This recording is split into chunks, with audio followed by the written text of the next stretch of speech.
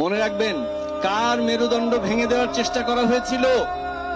আগামী দিনের রাষ্ট্রনায়ক, দেশ নায়ক জনাব তারেক রহমান বিদেশ থেকে একটা স্কাইপের মাধ্যমে ভাবতে পারেন এত বড় একটা সবচাইতে জনপ্রিয় রাজনৈতিক দল, আপসহীন দল, সেটাকে কিভাবে এত ষড়যন্ত্রের মধ্যে ধরে রেখেছেন? আপনি ভাবতে পারেন? এটা ঈমানের দাবি। আপনি যতই আমার কাছে থাকুন, যতই সংগ্রাম করুন, আপনার পদস্খলন হলে আপনার জায়গা নাই, এটাই ঈমানের দাবি। আপনি ভাবতে পারেন 17 বছর ধরে তার সাথে সংগ্রাম করেছেন, তার নির্দেশনায় সংগ্রাম করেছেন, এখন তার পদস্খলন দেখার পরে সাথে সাথে বহিষ্কার করে দিচ্ছেন। এটা কি খুব আনন্দ নিয়ে করছেন? তার অন্তরে সেই কষ্ট হচ্ছে না?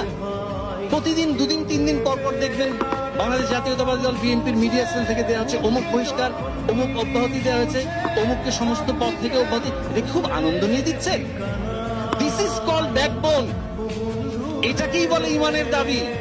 আপনি যতই আমার সাথে থাকুন, যখনই আপনার পদস্খলন হয়েছে, যখনই আপনি লেজুর বৃত্তি, চাটুকারি এবং চাঁদাবাজি এবং আরো অন্যান্য নিজের পরিচয়কে আপনি ভুয়া পরিচয় দিয়ে আপনি দলের মধ্যে বিশৃঙ্খলা সৃষ্টি করছেন, সাথে সাথে you are no more, you are out of my box. এই হলো সেই মেরুদণ্ড, যার মেরুদণ্ড ভাঙার চেষ্টা করেছেন। সেই মেরুদণ্ডের উপর আস্থা রেখে, আল্লাহর উপর ভরসা করে কালকেই ভোট দিয়ে দেখেন এই দেশ ও জাতি তার আশায় একটা বুক বেঁধে আছে যে এই জাতি এবং এই দেশকে একটা সমৃদ্ধশীল জাতিতে পরিণত করবেন। এই জন্য আবারও বলছি, দেখুন, আপনার সাথে আমাদের কোনো বিরোধ নাই। সূরা মুহাম্মদ, সূরা ইউনুস, এই দুটাকে আর যোগ দিয়ে বলতে হবে না।